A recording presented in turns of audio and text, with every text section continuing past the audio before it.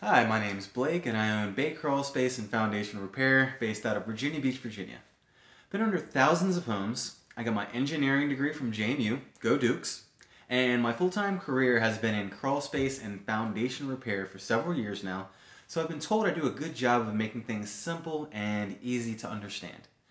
My company, Crawlspace, is a specialty contractor that specializes in crawlspace, foundation, and basement repair here in the Hampton Roads, coastal Virginia region.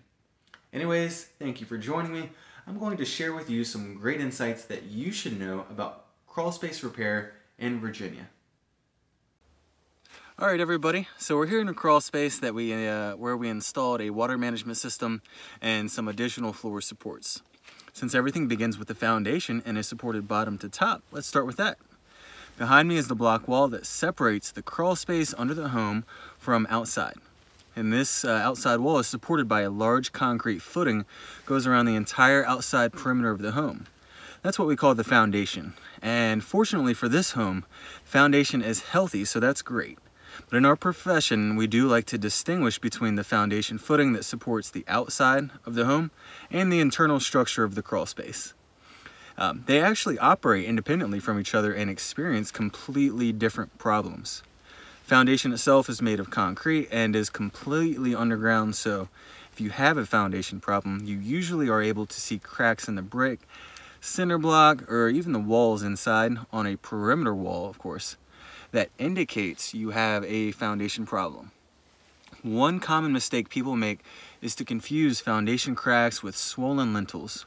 We're not going to get into that right now, so if you're unsure, be sure to have a foundation repair professional, like one of our inspectors, diagnose the cracks properly if you have any. As far as the crawl space goes, there are entirely different sets of issues that should be taken care of if you're experiencing these crawl space problems. And since we're next to a French drain and a sump pump system, let's talk about how crawl spaces flood. If your crawl space is below grade, meaning that the ground in the crawl space is lower than the ground outside the home, we do oftentimes find that water entry is a problem.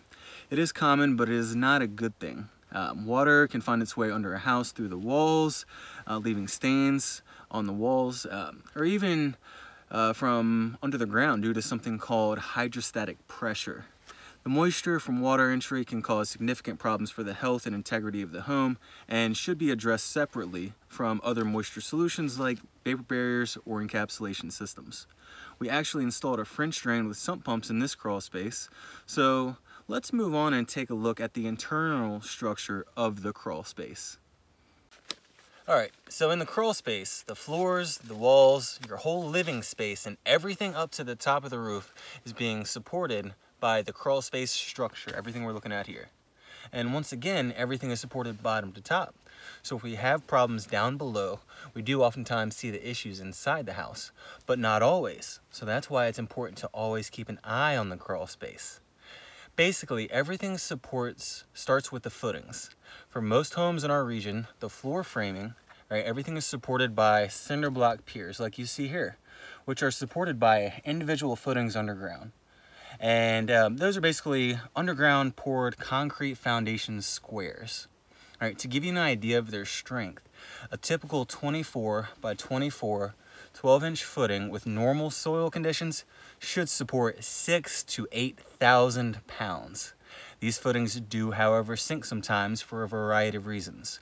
Maybe they weren't poured properly to begin with. Maybe they're supporting more weight than they can actually handle. The ground underneath could be washed out and undermined from groundwater, or the soil could even move due to shrinking and swelling of the soil if it has a higher composition of clay. Bottom line is, if the individual footings are moving or dropping, then they need additional support. Next, we have Cinderblock Piers. All right, these piers are typically constructed with concrete square cinder blocks. They do not compress or blow out due to normal weight conditions, so we don't typically see problems with the cinder block piers. Right? If the cinder block is destroyed or if it's damaged, it's usually due to negligence or they've been purposely damaged to accommodate a utility line or a plumbing line. A couple notes on that. any structural support always needs a footing, and I would never recommend damaging a Cinderblock pier intentionally. All right, just to be clear on that. So next we have the beams, all right, also known as girders, which could be triple 2x8s like we see here, but there's many other size variations. Bottom line is beams are typically made of wood, which is vulnerable to moisture problems.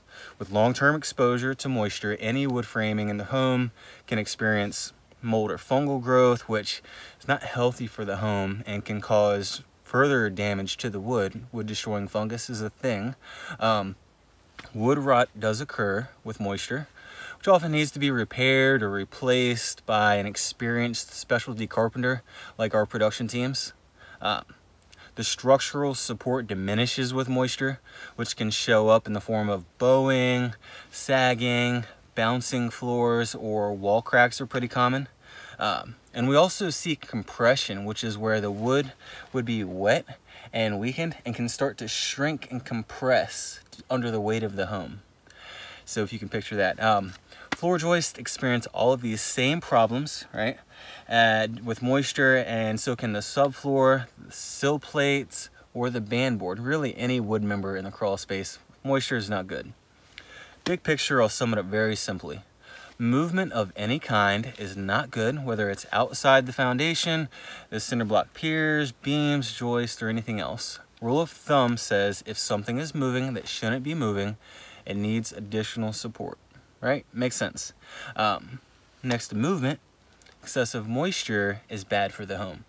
It can create a nasty environment for the health of the home and cause lots of damage to anything made of wood.